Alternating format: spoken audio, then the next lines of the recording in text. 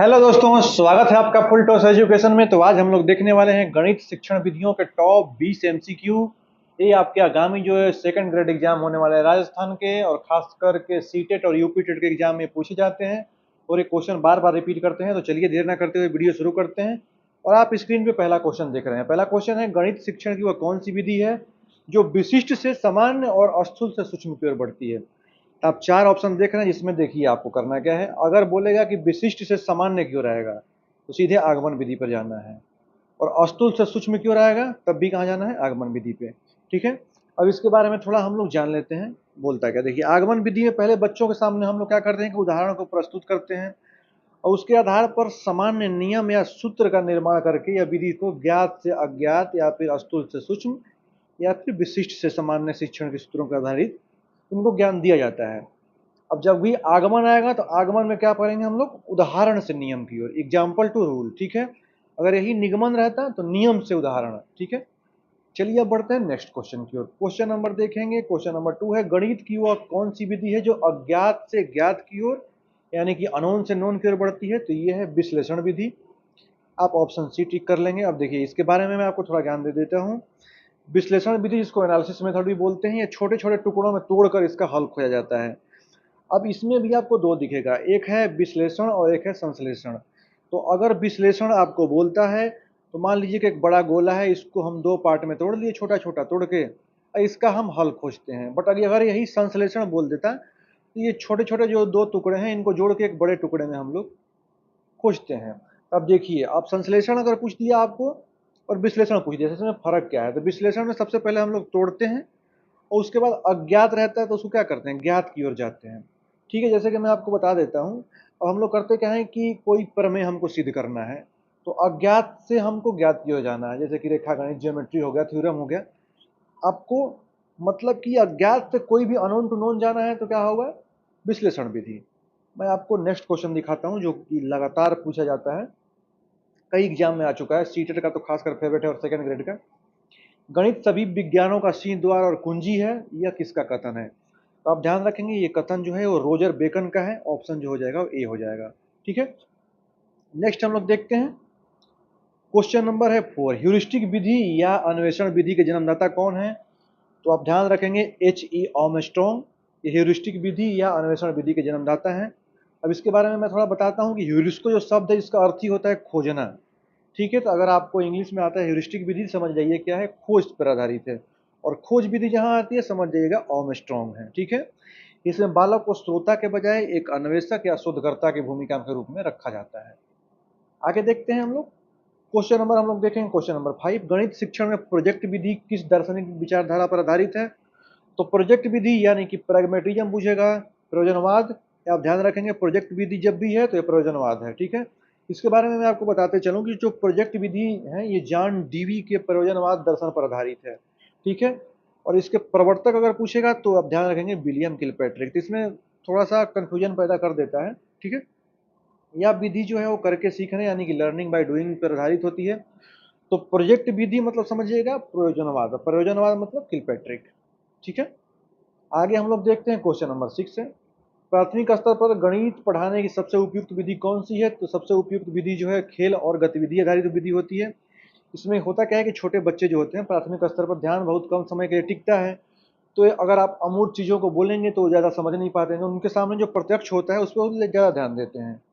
तो प्राथमिक स्तर पर आप ध्यान रखें खेल या अमूर्त गतिविधियाँ ज़्यादा फायदेमंद रहती है। नेक्स्ट हम लोग देखेंगे क्वेश्चन नंबर 7 है, एनसीएफ 2005 के अनुसार विद्यालयी गणित शिक्षा का मुख्य उद्देश्य क्या है।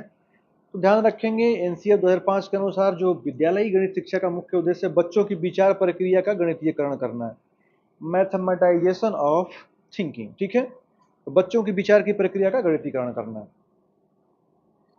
अब हम लोग देखते हैं question number next question number 8 है, एक छात्र को आयत का क्षेत्रफल यानी कि लंबाई गुणे चौड़ाई बता दिया जाता है और फिर उसे सवाल करने को कहा जाता है ये किस विधि का उदाहरण है। तो हमने बताया था कि अगर आपको सबसे पहले, अगर आपको नियम सबसे पहले रूल से आपको क्या आंसर निकालने को बोला जाता है तो वो निगमन, नियम से निगमन आप ध्यान रखिएगा। बट उदाहरण से ही पूछ देता है, उदाहरण से नियम की ओर तो आगमन हो जाता है। इसमें कंफ्यूज नहीं होना है। इसमें क्या बोला है कि क्षेत्रफल फार्मूला दे देगा, उसके बाद आपको निकालना है तो क्या हो जाएगा निगमन विधि। चलिए अब हम लोग देखते हैं नेक्स्ट क्वेश्चन। क्वेश्चन नंबर 9 है, गणित में समस्या समाधान विधि का प्रथम चरण क्या है? तो प्रथम चरण है समस्या की पहचान, चयन, ठीक है, आइडेंटिफाई द प्रॉब्लम। सबसे पहले हम करते हैं ये पहचान करते हैं, उसके बाद एक चयन करते हैं। समस्या समाधान विधि एक वैज्ञानिक विधि है जिसमें पहला सबसे महत्वपूर्ण चरण है समस्या को पहचानना, उसके बाद परिभाषित करना, उसके बाद आंकड़े जुटाना, फिर परिकल्पना बनाना, परीक्षण करना और अंत में निष्कर्ष निकालना, जैसा कि आप व्याख्या में देख रहे हैं। ठीक है, अब हम लोग बढ़ते हैं नेक्स्ट। क्वेश्चन नंबर 10 है, किस शिक्षण विधि को खोज विधि के नाम से जाना जाता है? जहाँ शिक्षक केवल एक मार्गदर्शक होता है। तो ह्यूरिस्टिक विधि जो है, इसमें जो शिक्षक होता है केवल मार्गदर्शक होता है, बाकी ये डिपेंड करता है बच्चों पर और कितना खोज लेते हैं। ह्यूरिस्टिक विधि में शिक्षक केवल एक रेडीमेड ज्ञान नहीं देता, बल्कि समस्या देकर स्वयं खोजने और हल करने के लिए प्रेरित करता है। बट खोजता कौन है? तो छात्र, ये छात्र के ज्ञान का सक्रिय निर्माता है। तो खोज विधि बराबर ह्यूरिस्टिक विधि, इसको आप ध्यान रखेंगे।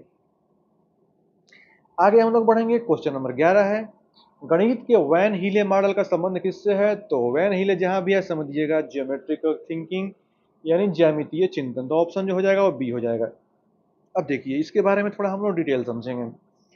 पियरे वैन हीले इनका पूरा नाम था और दीन वैन हीले, ये दोनों गेल्डोफ जो थे 1957 में ज्यामितीय मॉडल इन्होंने दिया था। इसमें इन्होंने 5 स्तर बताए थे, 0 से लेकर 4। अब 0 1 2 3 4 टोटल ये 5 हो जाएगा। तो इसमें इन्होंने बताया था कि पहला जो है विजुअलाइजेशन है, उसके बाद क्या है एनालिसिस है, फिर क्या है औपचारिक निगमन, औपचारिक निगमन, फिर दृढ़ता यानी रिगोर। ये क्रम भी आपको ध्यान रखना है, पहला चाक्षुषीकरण यानी कि विजुअलाइजेशन, दूसरा विश्लेषण, तीसरा है औपचारिक निगमन, फिर औपचारिक निगमन और उसके बाद दृढ़ता। तो वैन हीले आपको जहां भी दिखे क्या समझना है? ज्यामितीय सोच के स्तर को। क्वेश्चन नंबर 12 है, वैन हीले मॉडल के अनुसार यदि एक बच्चा आकृति को केवल उनकी दिखा जैसे समोसा जैसे त्रिभुज के आकार का होता है, तो ऐसे आधार पे अगर वो मान ले पहचान लेता है तो वो किस स्तर पे है? तो ये बेसिक स्तर यानी कि चाक्षुषीकरण 0 स्तर यानी कि विजुअलाइजेशन है। तो ऑप्शन क्या हो जाएगा? बी हो जाएगा। ठीक है, नेक्स्ट हम लोग देखेंगे क्वेश्चन नंबर 13, ज्यामिति पढ़ाने के लिए जियो बोर्ड का प्रयोग मुख्य रूप से क्या सीखने के लिए किया जाता है? तो 2D आकृतियों की विशेषताएं जैसे परिमाप, क्षेत्रफल, तो ऑप्शन हो जाएगा और बी हो जाएगा।